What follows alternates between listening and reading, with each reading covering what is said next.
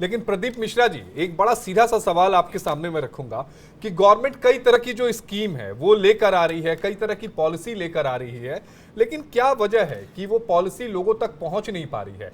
और कल जो आर्थिक सर्वेक्षण पेश हुआ था उसमें सरकार ने स्टेट्स को भी साथ लेकर चलने की बात कही थी, वो किस तरह से आगे बढ़ेगा? देखिए सिन्हा जी, यहाँ पर पॉलिसीज तो बहुत बनाई गवर्नमेंट ने, लेकिन वो आम आदमी तक वाकई में नहीं पहुँच पा रही है। उसकी वजह मैं ही कहीं देख रहा हूँ कि उसकी प्रॉपर एडवर्टीजमेंट, क्योंकि अवेयरनेस प्रोग्राम आपको चलाने पड़ेंगे, आम जन जन तक पहुँचना पड़ेगा, वो बहुत ज़्यादा मुझे कमी दिख रही है, जिसके कारण आम आदमी को पता ही नहीं है कि क्या मेरे लिए गवर्नमेंट ने किया है। बहुत सारी स्कीम्स हैं, इवन DRDO भी बहुत सारी रिसर्च करके आपको दे रहा है कि आप इस रिसर्च को लीजिए और इसे इम्प्लीमेंट कीजिए। गवर्नमेंट सब्सिडीज़ भी बहुत चीज़ों पे दे रही है, जैसे जो वेस्ट डिस्पोजेबल, मैं एग्जांपल के तौर पे बता रहा हूँ, वेस्ट डिस्पोजल की आज के टाइम पे बहुत ज़्यादा ज़रूरत है कि उसे वापस अच्छे से ट्रीट करके फिर उसे नहरों में, जो नालों में, नहरों में और नदियों में छोड़ा जाए, लेकिन वो हो नहीं रहा है।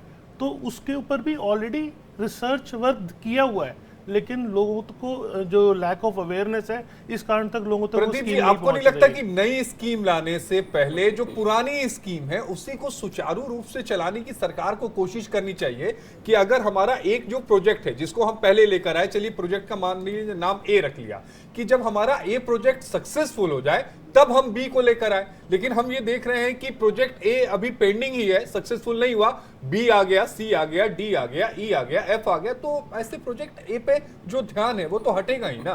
देखिए सिन्हा जी, बिल्कुल वही चीज़ मैं भी कह रहा हूँ कि जो स्कीम्स हैं वो पब्लिक तक पहुँचानी पड़ेंगी। जब तक वो नहीं होगा तब तक नया लाने का फ़ायदा नहीं है। जैसे कि ये भी इकोनॉमिक सर्वे की रिपोर्ट में आया कि सिर्फ मेट्रोपॉलिटन सिटीज़ तक ही इंडिया नहीं है, वहाँ स्टेट का भी ग्रोथ ज़रूरी है, स्टेट को भी साथ लेके चलने की ज़रूरत है।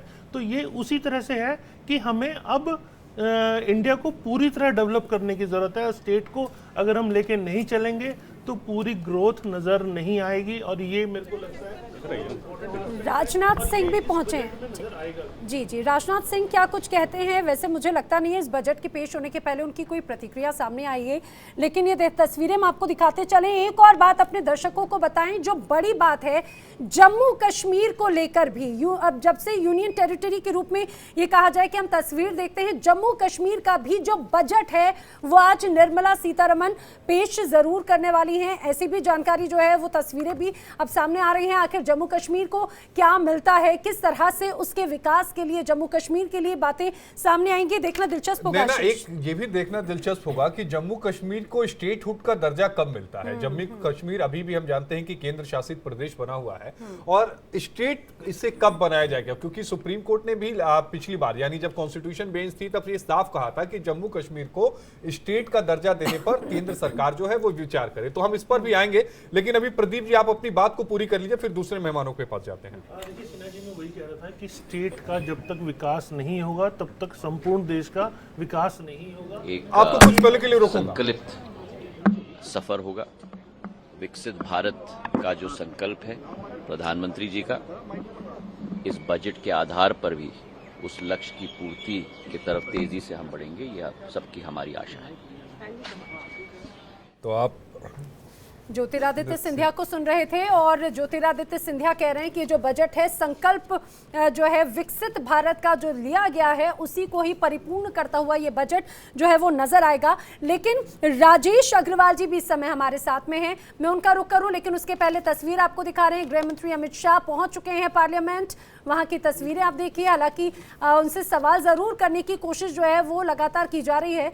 आखिर क्या उनकी भी कोई प्रतिक्रिया सामने आएगी इस बजट के पहले, ये देखने वाली बात है। लेकिन एक एक करके जो तमाम नेता हैं वो पार्लियामेंट पहुंच चुके हैं। लेकिन नैना ये बताइएगा कि अपने मोबाइल पे क्या देखना होंगे? कुछ पलों के लिए रुके, वो अपने मोबाइल को देखा, कुछ टाइप किया और उसके बाद वो अंदर जा रहे हैं। लोगों के मन में ये भी उत्सुकता होगी कि भाई गृह मंत्री हैं, वो अचानक रुका, मोबाइल उन्होंने टाइप किया। तो ये सारी छोटी छोटी बातें हैं, मुझे लगता है कि दर्शक इसको जानना और समझना चाहते होंगे। आशीष, ये वो व्यक्ति हैं जो जिन्हें कहा जाता है कि जो चुनाव की नब्ज समझते हैं, जो वोट बैंक है, जो वोटर है उसकी नब्ज समझते हैं। क्या अब जो आम जनता है उनकी भी नब्ज समझ रहे हैं, ये देखने वाली बात है। राजेश जी का जल्दी से रुख कर लेते हैं। राजेश जी चार्टेड अकाउंटेंट हैं। लेकिन राजेश जी, मुझे लगता है सबसे ज्यादा उम्मीद तो भाई लोगों को टैक्स को लेकर ही है। क्या उन्हें कोई रियायत मिलने की आपको उम्मीद नजर आ रही है? क्योंकि लोगों को लगता है जितना कमाते हैं उससे ज्यादा, या फिर बहुत ही कम ऐसा है जो बचा पाते हैं, आधे से ज्यादा तो टैक्स में चला जाता है। नमस्कार। काफ़ी इम्पोर्टेंट और सबका एक सवाल है कि क्या इस बजट में ये रियायत बढ़ेगी, और अगर ये बढ़ेगी तो जो डिस्ट्रीब्यूशन इनकम है वो बढ़ेगा और स्पेंडिंग कैपेसिटी जो है जनता की वो बढ़ेगी। तो सबकी एक अपेक्षा है इस बजट से कि जो 7 लाख या 5 लाख की रियायत है, या एटलीस्ट ये 10 लाख तक, कंसिडरिंग इन्फ्लेशन वगैरह को ध्यान में रखते हुए ये कम से कम 10 लाख तक किया जाए। और जो 30% का जो स्लैब है ये काफ़ी ज़्यादा है सैलरीड पर्सन के लिए, तो एटलीस्ट 25 लाख के ऊपर ही। राजेश जी, खबर तो ये भी है कि नया टैक्स जो है, नया टैक्स सिस्टम भी, क्या ऐसा कुछ यहाँ पे आज उसको भी बात की जा सकती है क्या? नया टैक्स सिस्टम का अभी बात करना योग्य नहीं रहेगा, क्योंकि आज के डेट में जो हम उस पर कलेक्शन बात करेंगे राजेश जी, लेकिन नवीन निशान के पास चलते हैं। नवीन, क्या कुछ चल रहा है? क्या वो कैबिनेट की जो एक बैठक होती है जब बजट पेश होता है, उससे पहले क्या वो बैठक हो गई? बिल्कुल, देखिए तमाम नेता पहुंच रहे हैं और अब से थोड़ी ही देर में प्रधानमंत्री नरेंद्र मोदी संसद पहुंचने वाले हैं। जो उनका रूट होता है वो रूट यहाँ पर लगता हुआ नजर आ रहा है, क्योंकि अमित शाह, राजनाथ सिंह, ये तमाम लोग पार्लियामेंट बिल्डिंग के पास पहुंच चुके हैं और हम लोग ठीक वहीं पे मौजूद हैं जहां से पार्लियामेंट में एंट्री होती है। तो जो रूट है वो लगा दिया गया है और बहुत हद तक संभव है कि थोड़ी ही देर में जो प्रधानमंत्री हैं वो संसद भवन पहुंच रहे हैं और उसके बाद जो कैबिनेट की मीटिंग है वो शुरू होगी। क्योंकि जो कैबिनेट की मीटिंग होती है वो कहीं ना कहीं एक औपचारिकता होती है, यानी बजट जो है वो पेश किया जाता है, बजट को मंजूरी मिलती है और उसके बाद जो वित्त मंत्री हैं निर्मला सीतारमण वो बजट को पेश करेंगे। क्योंकि जो राष्ट्रपति है उन्होंने बजट को मंजूरी दे दी है। उसके बाद एक जो कैबिनेट है वो कहीं ना कहीं एक औपचारिकता होती है और कुछ ही सेकंड में प्रधानमंत्री का जो काफिला है वो यहाँ से गुजरने वाला है और उसके बाद लगभग 10 मिनट की एक जो कैबिनेट होती है वो वहाँ पर की जाती है। निर्मला सीतारमण एक हल्का सा ब्रीफ जो है वो अपने साथी मंत्रियों को देती हैं, बजट में क्या कुछ खास है वो बताती हैं और उसके बाद तकरीबन 11 बजे का जो समय होता है जब निर्मला सीतारमण बजट पेश करेंगी। बताया जा रहा है कि 10:25 के आसपास का वो समय होगा जब जो बजट है वो कैबिनेट, माफ कीजिएगा, जो कैबिनेट है वो शुरू होगा। क्योंकि अमित शाह, राजनाथ सिंह, जो तमाम बड़े चेहरे हैं वो पार्लियामेंट पहुंच चुके हैं और अब से थोड़ी ही देर में प्रधानमंत्री, ठीक है, जैसे ही प्रधानमंत्री यहाँ पर पहुंचेंगे वो तस्वीरें भी हम अपने दर्शकों तक पहुंचाएंगे, क्योंकि पीएम जब पहुंचेंगे और बजट पेश किया जाएगा उसके पहले एक छोटी कैबिनेट मीटिंग होगी जिसका जिक्र हमारे साथी नवीन भी कर रहे थे। जल्दी से एक बार पंकज का भी रुख कर लेते हैं पब्लिक रिएक्शन के लिए। पंकज, बहुत ज्यादा वक्त नहीं बाकी है, लोगों की उम्मीदें जरूर बढ़ रही हैं और इंतजार कम हो रहा है। जी हाँ, देखिए वक्त बहुत कम है और उम्मीदें बहुत ज़्यादा हैं। मेरे साथ यहाँ कई लोग मौजूद हैं जो बात करेंगे। क्या नाम आपका? अमरीक सिंह है जी। अमृत जी, आज बजट आना है, क्या मांग है, क्या करते हैं आप? मांग इतनी है जी, ये ऑटो है जो सा 7.5 लाख रुपए का ऑटो है और इतना महंगा ऑटो है, कोई कहने की बात नहीं। एक किस्तें दें, क्या करें, ये 10 लाख रुपए का ऑटो हमारे को पड़ता है ये। और बैटरी रिक्शे जैसे हमारा सारा काम ले गए, बैटरी रिक्शे वाले, मोटरसाइकिल वाले, सारा काम हमारा सत्यानाश हो चुका है। हम कैसे 7.5 लाख रुपए का कैसे ऑटो लें? और क्या लगता है बजट से क्या आशा? हमारे को बजट आता है ये हमारा ये टैक्स टूक्स खत्म करें, ऑटो सस्ता करें। कुछ हम काम करने के लायक ही नहीं रहे, इतने 7.5 लाख रुपए का ऑटो कैसे लिया जाए? आप रेलवे स्टेशन पे खड़े हैं, रेलवे में सफ़र करते हैं, व्यवस्थाएं कैसी हैं और क्या व्यवस्था और चाहिए आपको? व्यवस्था ये हमारा काम सारा खत्म हो चुका है, ओला उबर सारा ने काम ले चुके हैं, कैसे करें हम? कर बताइए। आपका क्या नाम है? वाशु नाम है। वैष्णु, आप यहाँ पर हैं, क्या करते हैं आप? मैं भी टैक्सी चलाता हूँ। टैक्सी चलाते हैं। क्या दिक्कतें हैं, क्या मांग है, क्या चाह रहे हैं? हम तो ये चाहते हैं कि ओला उबर बंद हो जाए, बाइकें साइकिलें ये बंद हो जाए, इससे हम ज़्यादा परेशान हैं। जैसे भाई हमारे ऑटो वाले परेशान हैं, हम टैक्सी वाले परेशान हैं। बजट से क्या उम्मीद है, क्या लग रहा है? बजट से ये उम्मीद है, हमारे बजट से हमारे को कोई उम्मीद नहीं है। हमें ये उम्मीद है कि जिस सरकार तरह से इस दिशा में देश आगे बढ़ रहा है और उसको बढ़ाने के लिए बजट डिक्लेयर किया जाता है, उसी कंटिन्यूएशन में इस बार भी बजट की घोषणा हुई।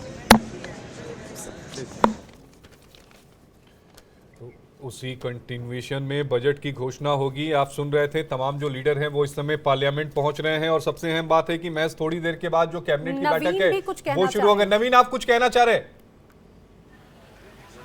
बिल्कुल, देखिए मेरे पीछे प्रधानमंत्री का काफिला आपको दिख सकता है। प्रधानमंत्री जो है वो अभी के समय आपको पार्लियामेंट में पहुंचते हुए नजर आएंगे।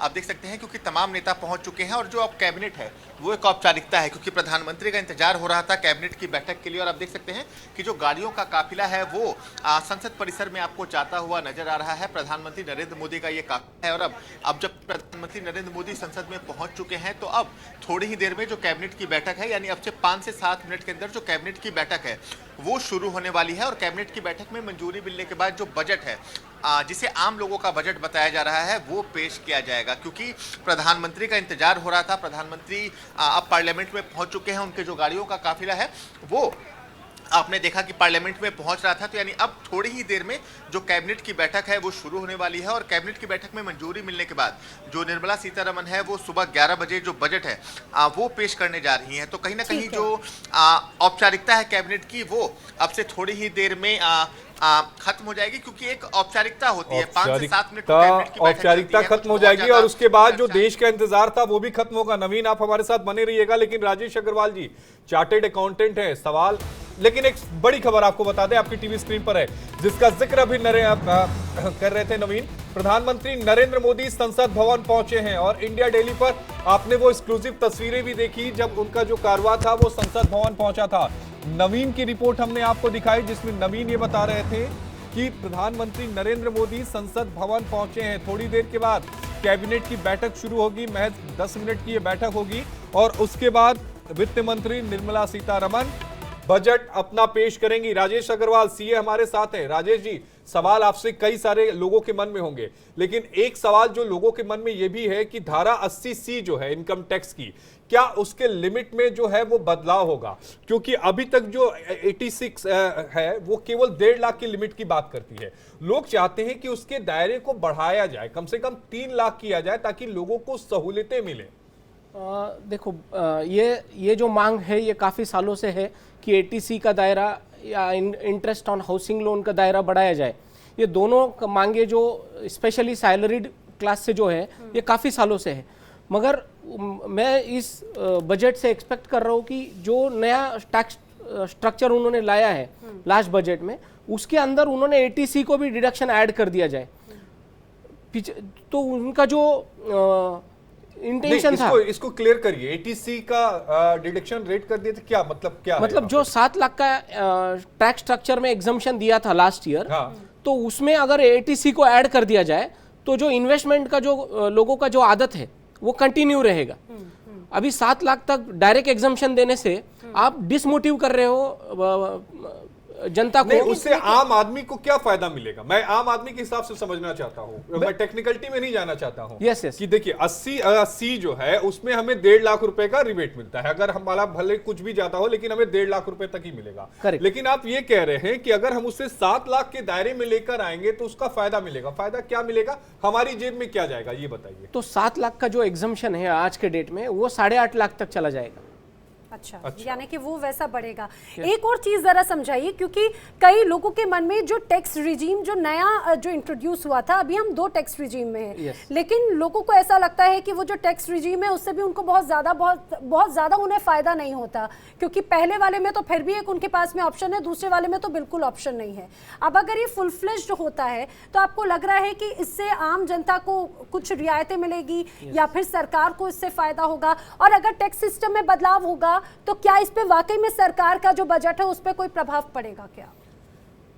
डेफिनेटली टैक्स स्ट्रक्चर से बजट पे बहुत कुछ फर्क नहीं पड़ेगा, क्योंकि जो बेसिक एग्जम्पशन दिया जा रहा है इसमें जो एसएससीज कवर हो रहे हैं, जनता कवर हो रही है, वो काफ़ी कम है और टैक्स कलेक्शन भी उससे बहुत कम है। तो ये जो रियायत दी है टैक्स स्ट्रक्चर में 7 लाख तक की, वो उसी के लिए दी है कि उससे पेपर वर्क कम हो और इन्वेस्टमेंट जो है जनता का वो डाइवर्सिफाई हो।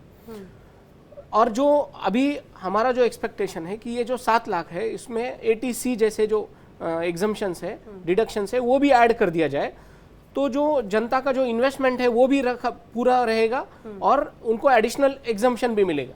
यानी कि मोटे मोटे आशीष इसको ऐसे समझा जाए कि अगर खासतौर से होम लोन का जो दायरा है उसका उस दायरे को बढ़ाने की बात होती है, एटीसी के दायरे को बढ़ाने की बात होती है, अगर ये बढ़ता है तो जाहिर सी बात है एटलीस्ट मिडिल क्लास पर्सन को तो रियायत होगी, जाहिर तौर पर उन्हें रियायत मिलेगी और वो इसी रियायत की उम्मीद भी लगा के रखे हैं सरकार से कि इस तरह की रियायत उन्हें मिलनी चाहिए, क्योंकि मिडिल क्लास की हमेशा शिकायत रही है कि जब भी बजट पेश होता है उनके लिए कुछ खास नहीं होता है। इसलिए उम्मीद यह है कि मोदी 3.0 के बजट में उनके लिए पहले बजट में कुछ खास होगा। हम अपनी चर्चा को जारी रखेंगे, लेकिन बुलेटिन में वक्त हो गया एक छोटे से ब्रेक का। ब्रेक के बाद हम जल्द हाजिर वापस होते हैं।